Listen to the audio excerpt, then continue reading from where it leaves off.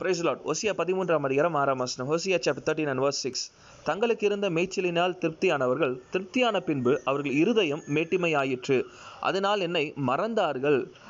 நமக்கு வாழ்க்கையில் உதவி செய்கிற அநேகர் உண்டு. நம்முடைய இக்கட்டான சூழ்நிலையில் வர வழியே இல்லைன்னு நினைக்கும் போது நமக்கு தூதர்களைப் போல, கடவுளைப் போல வந்து உதவி செய்தவர்கள் என்று சொல்லி நம்ம சில நேரங்களில் பாராட்டுவதும் உண்டு. அப்படிப்பட்டவர்களை எத்தனை பேர் நம்ம வாழ்க்கையில் உயர்ந்த பின்பு, இல்லை லாபம் அடைந்த பின்பு, இல்லை நம்ம அந்த இக்கட்டிலிருந்து விடுவிக்கப்பட்ட பின்பு அவர்களை நினைத்து பார்க்கிறோம், அவர்களை கனம் பண்ணியிருக்கிறோம், அவருக்கு நன்றி உள்ளவர்களாக இருந்திருக்கிறோம் என்று சொல்லி நம்மை நாமே ஆராய்ந்து பார்ப்போம் என்று சொன்னால் நிச்சயமாக நம்ம நன்றி உள்ளவர்களாக இல்லை என்று சொல்லி நம்ம புரிந்து கொள்ளலாம். நம்முடைய முயற்சினால், நம்முடைய வேதையின் போது இல்லை தேவையின் போது நம்மளால் ஆன முயற்சியை செய்து நமக்கு வேறு வழியே இல்லைன்னு சொல்லும் போது நிச்சயமாக கடைசியில் கடவுள்கிட்ட தான் தேடி போவோம். அப்படிப்பட்ட தேவையின் போது கடவுளை தேடுகிறவர்கள் எத்தனை பேர் அந்த தேவை தீர்ந்த பின்பு, அதை அடைந்த பின்பு கடவுளுக்கு நன்றியுள்ளவர்களாக இருக்கிறாங்கன்னு சொல்லி நம்மை நாமே ஆராய்ந்து பார்க்கணும். ஏன்னு சொன்னால் சிலர் வேலை கிடைக்கும் போது கடவுளே எனக்கு எப்படியாவது ஒரு நல்ல வேலை கொடுங்கன்னு சொல்லிட்டு சர்ச்சு ப்ரேயர்ன்னு சொல்லி பயங்கர தீவிரமாக இருப்பாங்க. வேலை கிடைச்சதுக்கு பின்பு எங்கே ஆளை காணும்னு கேட்டால் இல்லை எனக்கு வேலையில் பிஸியாக இருக்கணுவாங்க.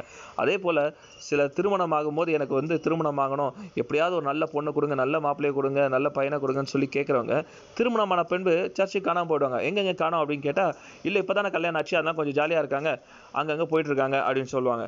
அதே போல் கொஞ்ச நாள் குழந்தை இல்லைன்னு சொன்னால் கடவுளே எனக்கு எப்படியாவது குழந்தை கொடுங்கன்னு சொல்லிட்டு சர்ச்சே கெதி ப்ரேயரே கெதின்னு இருப்பாங்க.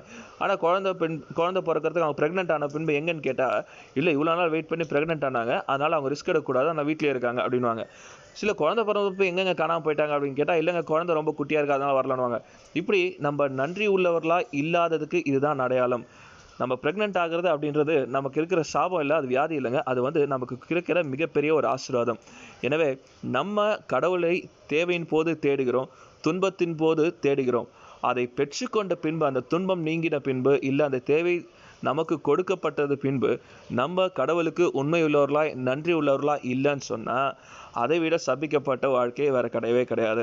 எனவே நமக்கு கிடைத்த பலனை குறித்தோ, நமக்கு கிடைத்த ஆசீர்வாதத்தை குறித்தோ நம்ம மேன்மை பாராட்டாதபடிக்கு இந்த ஆசீர்வாதத்தை நமக்கு கொடுத்த கடவுளுக்கு நம்ம நன்றி உள்ளவர்களாய், உண்மை உள்ளவர்களாய், விசுவாசம் உள்ளவர்களாய், கனத்தை செலுத்தவர்களாய் வாழ்வோம் என்று சொன்னால் நிச்சயமாய் அதுதான் ஆசீர்வதிக்கப்பட்ட வாழ்க்கை. Thank you and God bless you.